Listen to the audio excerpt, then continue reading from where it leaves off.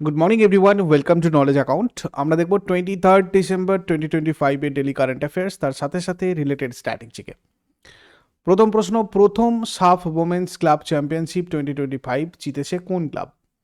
প্রথম সাফ women's club championship 2025 জিতেছে ইস্ট বেঙ্গল এফসি। দেখো, তোমাদের ক্লার্কশিপ মেনের জন্য একটা মডেল কোয়েশ্চেন সেট ইবুক সেকশনে লঞ্চ হয়েছে। WBPSC ক্লার্কশিপের 15টা 100 নম্বরের প্রশ্নপত্র এবং তার মডেল উত্তরপত্র তোমরা চাইলে এটা ইবুক সেকশন থেকে কালেক্ট করতে পারো। এছাড়া কারেন্ট অ্যাফেয়ার্সের A4 সাইজের মান্থলি ও ইয়ারলি PDF এটা তোমরা ইবুক সেকশন থেকে পাবে। ইস্ট বেঙ্গল এফসি জিতেছে প্রথম সাফ ওমেন্স ক্লাব চ্যাম্পিয়নশিপ 2025। ফাইনালে 3-0 গোলে পরাজিত করেছে নেপালের হোস্ট দল APF। এই ম্যাচটা অনুষ্ঠিত হয় দশরথ স্টেডিয়ামে, নেপালের সবচেয়ে বড় স্টেডিয়াম। ইস্ট বেঙ্গল হচ্ছে প্রথম ভারতীয় মহিলা ক্লাব যারা আন্তর্জাতিক ফুটবল শিরোপা জিতেছে। আয়োজক দেশ বা হোস্ট কান্ট্রি হচ্ছে তোমার নেপাল। আয়োজক শহর বা হোস্ট সিটি কাঠমান্ডু। সাফ ওমেন্স ক্লাব চ্যাম্পিয়নশিপ 2025 সর্বোচ্চ গোলদাতা মানে টপ স্কোরার হচ্ছে ফাজিলা ইকওয়াপুট, উগান্ডার। ইস্ট বেঙ্গল এফসির হয়ে খেলেছে, 9টা গোল দিয়েছে। সেরা খেলোয়াড় মানে বেস্ট প্লেয়ার হচ্ছে ফাজিলা এই ইকওয়াপুটি, উগান্ডার, ইস্ট বেঙ্গল এফসির হয়ে। সেরা গোলরক্ষক বা বেস্ট গোলকিপার পান্থই চানু এলাংবাম, ভারতের। ফেয়ার প্লে পুরস্কার পেয়েছে ভুটান ট্রান্সপোর্ট ইউনাইটেড। এরপরে NDTV Indian of the year 2025-এ transformational leader of the year পুরস্কার কে পেয়েছে? এটা পেয়েছে জয় সাহ।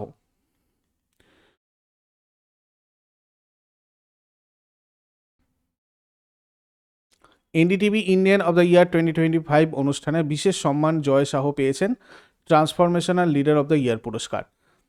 ভারতীয় আর বিশ্ব ক্রিকেটে তার সুদূর প্রসারী অবদানের স্বীকৃতিস্বরূপ শাহ আনুষ্ঠানিকভাবে আন্তর্জাতিক ক্রিকেট কাউন্সিলের নতুন চেয়ারম্যান হিসেবে দায়িত্ব গ্রহণ করেছেন। জয় শাহ পঞ্চম ভারতীয় যিনি ICCর প্রধান এবং 35 বছর বয়সে ICC সর্বকনিষ্ঠ চেয়ারম্যান। ICCর প্রধান হিসাবে পঞ্চম মানে ভারতীয় এবং ICC চেয়ারম্যান হওয়া তৃতীয় ভারতীয়। 2016 সালে সভাপতির পদটা বাতিল হয়েছিল।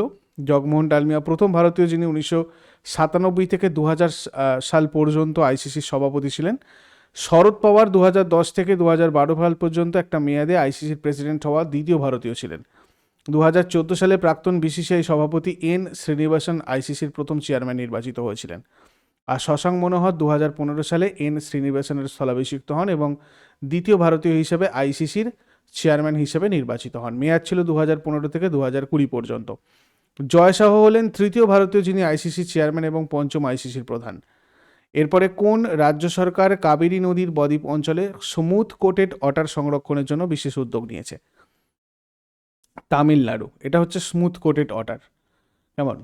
তামিলনাড়ু সরকার কাবেরী নদীর বদ্বীপ অঞ্চলে স্মুথ কোটেড অটার সংরক্ষণের জন্য একটা বিশেষ উদ্যোগ চালু করেছে। স্মুথ কোটেড অটার একটা মানে তোমার হচ্ছে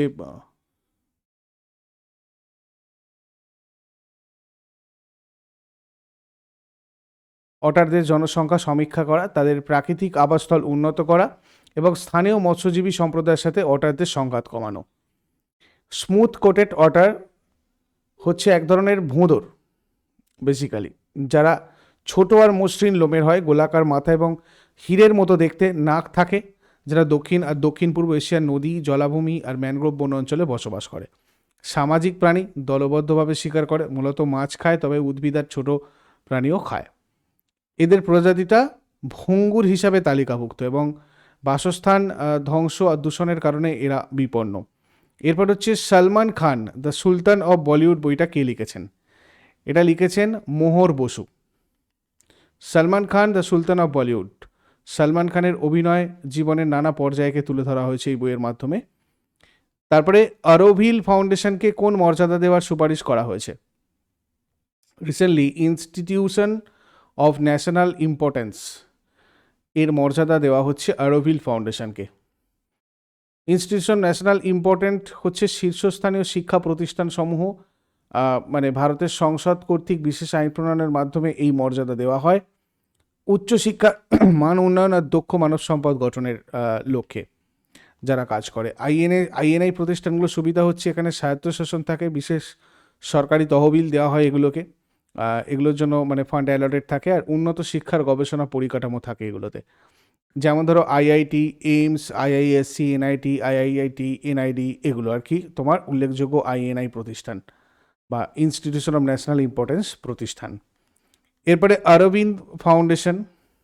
আরোভিলি ফাউন্ডেশন, মূলত তামিলনাড়ু আর পুদুচেরির সীমানায় অবস্থিত। এটা ভারতের একটি পরীক্ষামূলক শহর, যেটা ভোরের শহর, সিটি অফ ডন নামে পরিচিত, এবং এটা একটা সার্বজনীন শহর হিসেবে কাজ করে, যেখানে মানুষ ধর্ম, রাজনীতি এবং জাতি বর্ণ নির্বিশেষে একত্রে কাজ করে। এটা তামিলনাড়ুর ভিলপুরাম জেলায় অবস্থিত, যেটা পুদুচেরির খুব কাছে। মীরা আলফাসা 1968-এ প্রতিষ্ঠিত হয়েছিল এই অরবিন্দকে শ্রদ্ধা জানাতে। কোয়াডের কোন দেশগুলো প্রথম ফিল্ড ট্রেনিং এক্সারসাইজে অংশ নিয়েছিল? তো দেখো, ভারত, যুক্তরাষ্ট্র, অস্ট্রেলিয়া এবং জাপান। কোয়াড গোষ্ঠীর 4 দেশ ভারত, যুক্তরাষ্ট্র, অস্ট্রেলিয়া এবং জাপান সফলভাবে তাদের প্রথম ফিল্ড ট্রেনিং এক্সারসাইজ পরিচালনা করেছে। এই মহড়া অনুষ্ঠিত হয় 8 থেকে 12 ডিসেম্বর 2025 পর্যন্ত যুক্তরাষ্ট্রের গুয়াম দ্বীপে অবস্থিত অ্যান্ডারসন এয়ার ফোর্স বেসে অপারেশন ক্রিসমাস ড্রপের পার্শ্ববর্তী কার্যক্রম হিসাবে। এই অনুশীলনের মূল লক্ষ্য ছিল আঞ্চলিক মানবিক সংকটে দ্রুত আর কার্যকর সাড়া দেওয়ার জন্য যৌথ লজিস্টিক সক্ষমতা বৃদ্ধি করা। কোয়াড দেশগুলোর মধ্যে মানবিক সহযোগিতা আর সমন্বয় আরও জোরদার করা এই উদ্যোগের মূল উদ্দেশ্য। এরপর গোপীনাথ বরদলৈ কে ছিলেন? গোপীনাথ বরদলৈ ইনি ছিলেন আসামের প্রথম মুখ্যমন্ত্রী। প্রধানমন্ত্রী নরেন্দ্র মোদী উদ্বোধন করেছেন লোকপ্রিয় গোপীনাথ বরদলৈর আন্তর্জাতিক বিমানবন্দর, গুয়াহাটির নতুন টার্মিনাল একটা উদ্বোধন করেছেন এই বিমানবন্দরের বাইরে উন্মোচন করা হয় 80 ফুট উঁচু একটা গোপীনাথ বরদলৈয়ের ভাস্কর্য। গোপীনাথ বরদলৈ ছিলেন আসামের প্রথম মুখ্যমন্ত্রী, আর এই প্রকল্পটা উত্তর পূর্ব ভারতের পর্যটন আর সংযোগ ব্যবস্থাকে আরও উন্নত করবে। লোকপ্রিয় গোপীনাথ বরদলৈ বিমানবন্দর হচ্ছে উত্তর পূর্ব ভারতের প্রধান বিমান গেটওয়ে। এরপর আইআইএফএল ফাইন্যান্স এর নন এক্সিকিউটিভ চেয়ারম্যান হিসেবে কাকে নিয়োগ করা হয়েছে? বিপি কানুনগোকে নিয়োগ করা হয়েছে। The full form of IIFL হচ্ছে ইন্ডিয়া ইনফোলাইন ফাইন্যান্স লিমিটেড। এটা একটা prominent Indian financial service company, loan offer করে, home loan, gold loan, SME, wealth management and other financial services দেয়, part of the larger IIFL group. Oman প্রথম কোন ধরনের এক Real note উন্মোচন করেছেন? মানে এটা করেছে হচ্ছে পলিমার নোট, ওমান করেছে, ঠিক এরকম।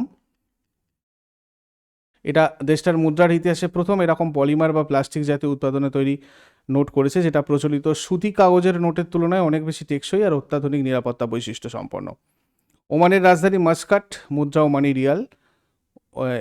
এর আনুষ্ঠানিক নাম হচ্ছে ওমান সালতানাত। পশ্চিম এশিয়ার আরব উপদ্বীপের দক্ষিণ পূর্বাঞ্চলে অবস্থিত একটা দেশ। এটা সৌদি আরব, সংযুক্ত আরব আমিরাত এবং ইয়েমেনের সাথে স্থলসীমান্ত ভাগ করে নেয়। এরপর নামরূপে নতুন অ্যামোনিয়া ইউরিয়ার ফার্টিলাইজার প্ল্যান্টের ভিত্তিপ্রস্তর স্থাপন কে করেছেন? প্রধানমন্ত্রী নরেন্দ্র মোদী। উদ্বোধন বা ভিত্তিপ্রস্তর স্থাপন প্রধানমন্ত্রী নরেন্দ্র মোদী করেছেন কোথায়? নামরূপ, ডিব্রুগড় জেলা, অসম। প্রায় 10,601 কোটি টাকা তোমার হচ্ছে এর জন্য ব্যয় হয়েছে। উৎপাদন ক্ষমতা প্রায় 12.7 লাখ টন ইউরিয়া প্রত্যেক বছরে হবে। আসাম ভ্যালি ফার্টিলাইজার আর কেমিক্যাল কোম্পানি লিমিটেড এটাকে ডেভেলপ করেছে, মানে নির্মাণ করেছে, কেন্দ্র আর রাজ্যের যৌথ উদ্যোগে। এরপর বিশ্বের প্রথম ব্যক্তি হিসাবে $700 বিলিয়ন বেশি সম্পদের মালিক হয়েছেন কে? $700 বিলিয়ন বেশি সম্পদের মালিক হয়েছেন ইলন মাস্ক। ফোর্বস মিলেনিয়ার্স ইন্ডেক্স অনুযায়ী মোট সম্পদ তার প্রায় $749 বিলিয়ন। আগের দিনে হোমওয়ার্ক দেখে নাও, কোন শিখ গুরুর 4 পুত্রের মৃত্যুর স্মরণে প্রতি বছর 26শে ডিসেম্বর বীর বাল দিবস পালন করা হয়? গুরু গোবিন্দ সিং। আর জুনাগড় শিলালিপিতে কার কৃতিত্ব বর্ণিত রয়েছে? রুদ্রদামন প্রথম। আজকে তোমাদের জন্য প্রশ্ন থাকবে, বুদ্ধের জন্মস্থান কোথায় আর ভারতের কোন হ্রদের জলে লবণাক্ততা সর্বাধিক? শেষকালে কমেন্টে জানাও। চট করে আগের দিনেরগুলো কুইক রিভাইজ করে নেবো, যারা লাইভে রয়েছে অ্যান্সার করার চেষ্টা করো। 22 ডিসেম্বর 2025 কোয়েশ্চেন্স কী ছিল? কে 2025 সেরা ফিফা পুরুষ খেলোয়াড়ের পুরস্কারে ভূষিত হন? ওসমান ডেম্বেলে। বিশ্বের প্রথম হুইল চেয়ার ব্যবহারকারী হিসেবে মহাকাশে যাত্রা করবেন কে?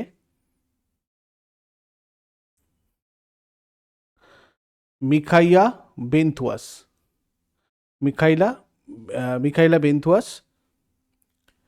2025 সেরা ফিফা মহিলা খেলোয়াড়ের পুরস্কারে ভূষিত হন কে? আইতানা বোনামাটি। কে 2025 ফিফার সেরা পুরুষ গোলরক্ষকের পুরস্কারে ভূষিত হন? জিয়ান লুইজি ডোনারুমা। 2025 ফিফার সেরা মহিলা গোলরক্ষকের পুরস্কারে কে ভূষিত হন? Hannah Hampton.